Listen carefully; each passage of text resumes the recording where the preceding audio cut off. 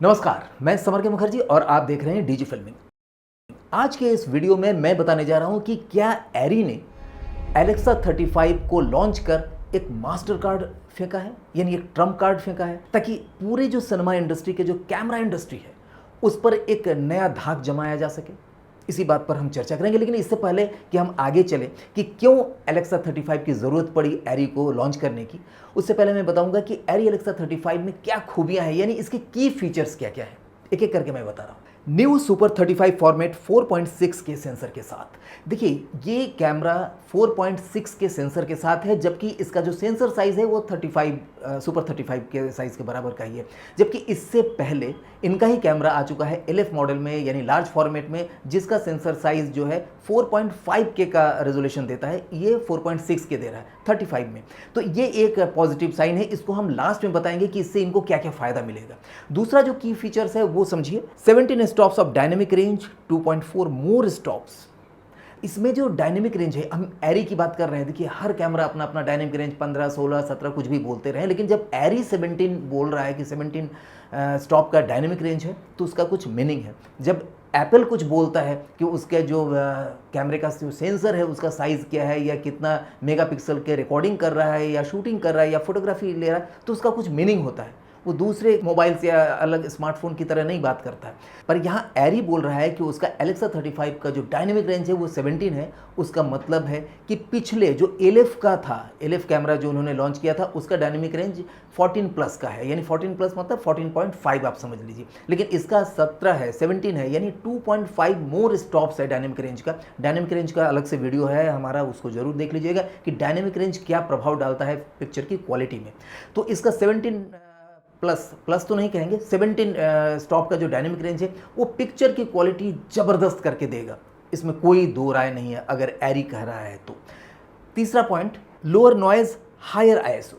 देखिए, हर कैमरा इस समय लोअर नॉइज़ की तरफ जा रहा है। एरी का वैसे भी नॉइज़ बहुत कम आता था। आप रेड के मुकाबले में अगर आप तुलना करें तो एरी में नॉइज़ काफ़ी कम थी, लेकिन फिर भी थी।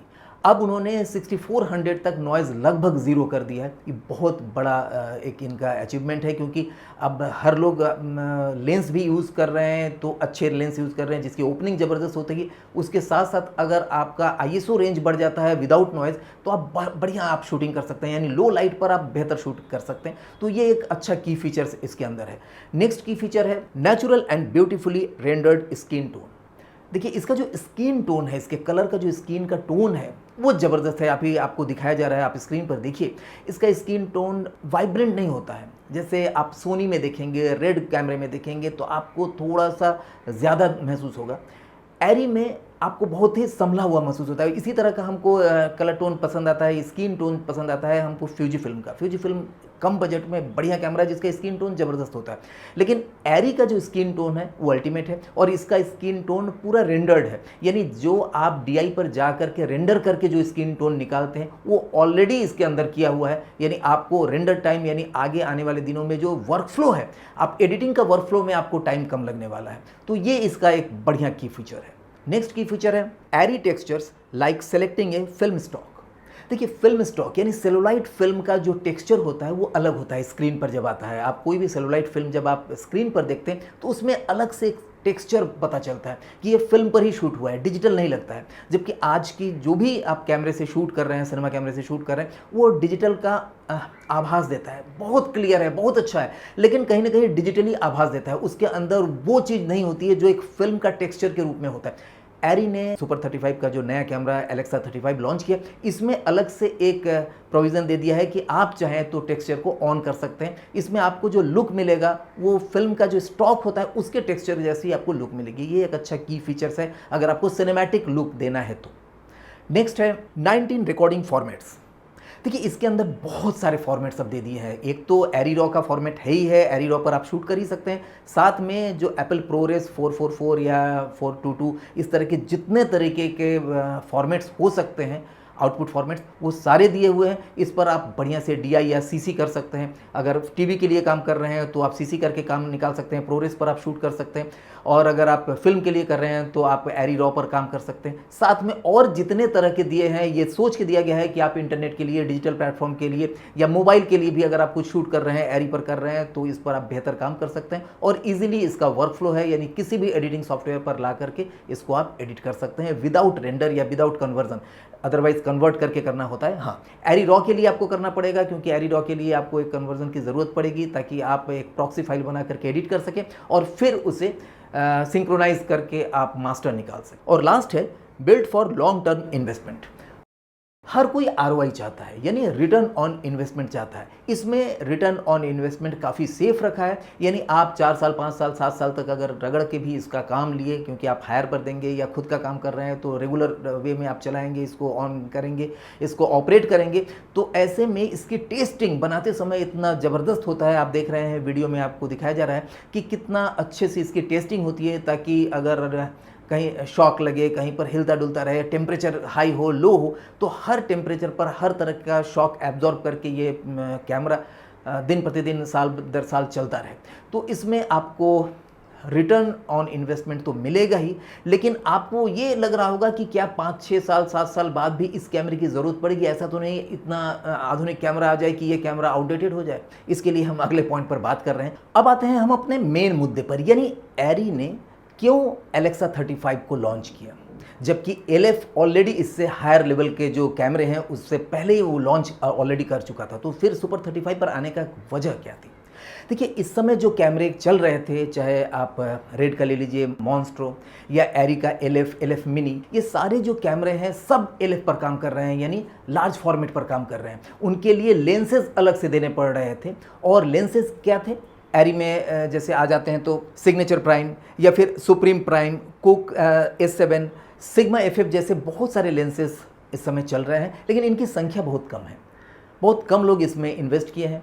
पहले से जो लेंसेज चलते आ रहे थे उन लेंसों की संख्या तकरीबन 85% है। सिर्फ 15% लेंसेज LF के लेंसेज इस समय भी मार्केट में, जिसकी वजह से क्या हो रहे थे, बॉडी तो मिल जा रही थी लेकिन लेंसेज अवेलेबल कम हो रहे थे और लोग घबरा रहे थे खरीदने में, क्योंकि ऑलरेडी इन्होंने मास्टर प्राइम लेंस में, अल्ट्रा प्राइम लेंस में या और भी जो 35mm के लेंसेज है उन लेंसेज में काफ़ी पैसे खर्च कर चुके थे और उससे उनकी रिकवरी भी आनी थी। और तब तक से पैंडेमिक के वजह से 2 साल लोगों का बर्बाद हुआ। तो बहुत सारी ऐसी चीज़ें थी जिसकी वजह से लोग सोच नहीं पा रहे थे कि हम किधर की ओर जाएं, और कैमरा के जो भी मार्केट था वो आगे आगे आगे 4K, 6K, 8K, 12K इस तरह से आगे बढ़ता चला जा रहा है, यानी पीछे आ ही नहीं रहा है और उनको लार्ज फॉर्मेट के लेंसेज इसके लिए मजबूरी हो गई यूज़ करना।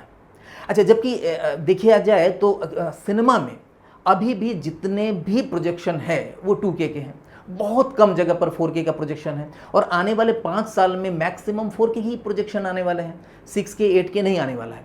यानी लोगों को जो ज़रूरत है इस समय आने वाले 10 साल तक, मैं बता रहा हूँ, हो सकता है मैं ज़्यादा बोल रहा हूँ लेकिन मुझे ऐसा लगता है आने वाले 10 साल तक 4K से ऊपर जाएंगे लोग, लेकिन यूज़ मैक्सिमम 4K का ही होने वाला है। चाहे OTT प्लेटफॉर्म हो, टेलीविज़न हो, ये लोग 4K के कंटेंट को ही लेंगे।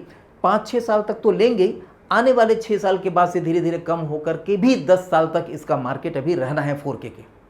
तो 4K ही जब ज़रूरत है तो हम LF पर क्यों जाएं? लार्ज फॉर्मेट पर जाने पर 2 चीज़ें हैं। एक तो आपका जो पोस्ट प्रोडक्शन का टाइमिंग है वो ज़्यादा लेने लगता है, आपका जो मीडिया है, मीडिया में जो स्पेस है वो स्पेस ज़्यादा लेने लगता है, आपके कैमरे के बॉडी महंगे होने लगते हैं, आपके लेंसेज महंगे होने लगते हैं, उनकी अवेलेबिलिटी कम होने लगती है। और इसमें क्या होता है, जहाँ पर चीज़ें कम होती है तो कंपटीशन एक अलग ढंग से होने लगता है। रेट बढ़ाने पर कंपटीशन होता है, रेट घटने पर कंपटीशन नहीं होता है। ज़्यादा से ज़्यादा भाई अवेलेबिलिटी कम है तो आप रेट बढ़ा दो, तो इससे प्रोडक्शन कॉस्ट बढ़ता जा रहा है, जबकि उनको चाहिए 4K का ही जो आउटपुट है। तो ऐसे में एरी ने सोचा कि क्यों ना मैं एक बड़े सेगमेंट को कवर करूँ। बड़ा सेगमेंट आज भी, जैसे मैं बताया कि 85% लोगों के पास, जितने लोगों के पास लेंसेज हैं, सिनेमा लेंसेज, उसमें 85% लेंसेज अभी भी सुपर 35 वाला ही लेंसेज है, LF लेंस नहीं है। सिर्फ 15% लोगों के पास LF लेंस है। तो इतना बड़ा एक वर्ग छूट रहा था अच्छे बॉडी की वजह से, क्योंकि रेड भी सीधे 8K से नीचे अब कुछ नहीं आ रहा है उनका, 12K पर आ रहे हैं, 16K पर सोच रहे हैं। तो एरी ने सोचा कि हमारा जब नाम है, हमारी जब क्वालिटी है और लोगों को 4K तक ही अभी ज़रूरत है आने वाले दिनों में, तो क्यों ना हम 35mm का एक ऐसा कैमरा पेश करें जो ज़बरदस्त हो।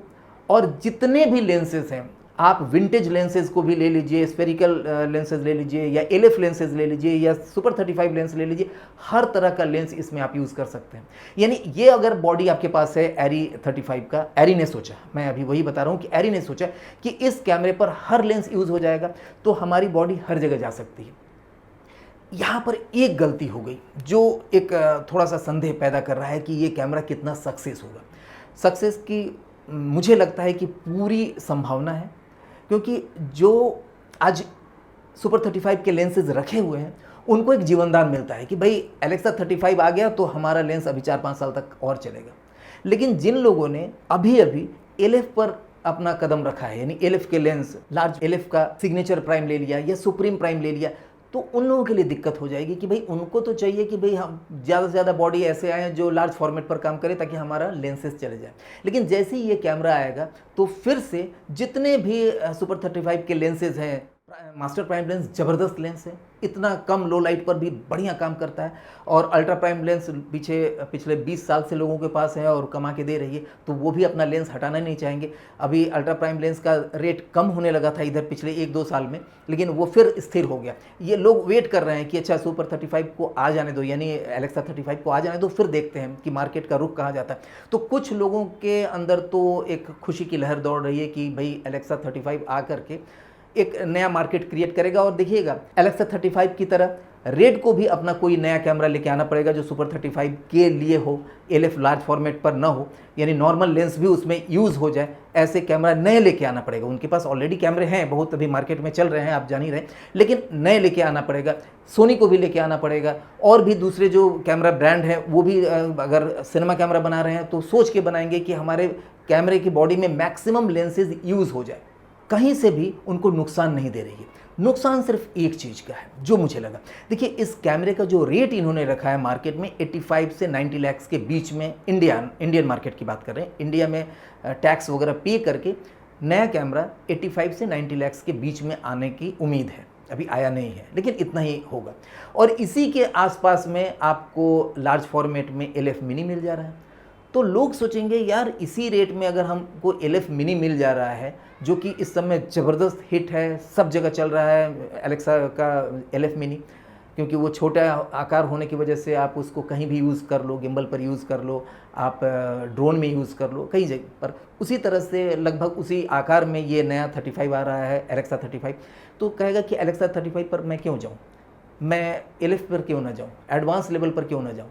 तो यहाँ पर चूँकि रेट अगर ये 60 लाख के आसपास में रहता, 55-60 लाख के आसपास में अगर इसकी बॉडी की कीमत रहती, तो बहुत ज़्यादा बिकता, मुझे ऐसा लग रहा है। हो सकता है मैं गलत हूँ, आप लोग कमेंट बॉक्स में ज़रूर, जो भी एरी, रेड इन सबों से डील करते हो वो लोग ज़रूर कमेंट बॉक्स में अपना अपना विचार दीजिएगा, ताकि लोगों को फ़ायदा मिले उस आपके विचार को पढ़ करके कि आपका क्या विचार है कि क्या ये एलेक्सा 35 उतना सफल हो सकता है।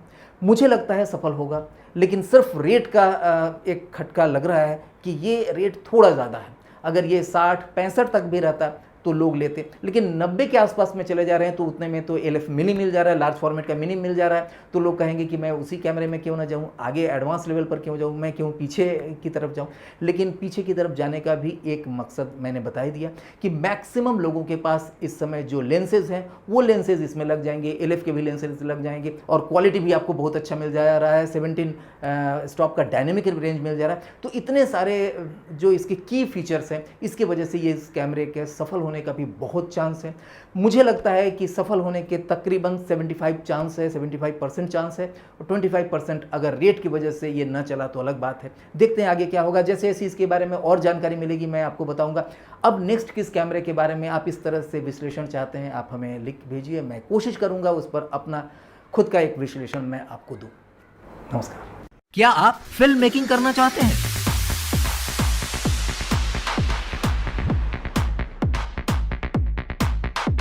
या इससे जुड़े किसी करियर को अपनाना चाहते हैं?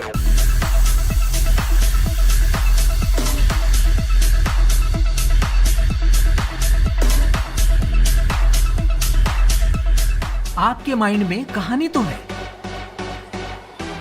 पर उसे आप प्रोफेशनली लिख नहीं पाते, है ना? एक प्रोफेशनल डायरेक्टर बनना चाहते हैं, पर शुरुआत कैसे करें? या फिर आपको भी कमर्शियल सिनेमेटोग्राफर या एडिटर बनने की तमन्ना है? तो आइए मेरे साथ सीखते हैं professional film making DG filming YouTube channel पर बिल्कुल फ्री। और हाँ, अगर आप चाहते हैं तो हमारे world class IFTA online film making course को भी ज्वाइन कर सकते हैं। डीजी फिल्मिंग यूट्यूब चैनल को सब्सक्राइब करिए और ज्यादा जानकारी के लिए 7303330270 पर एक कॉल करिए। याद रखिए, डीजी फिल्मिंग यानी फिल्म मेकिंग एनसाइक्लोपीडिया।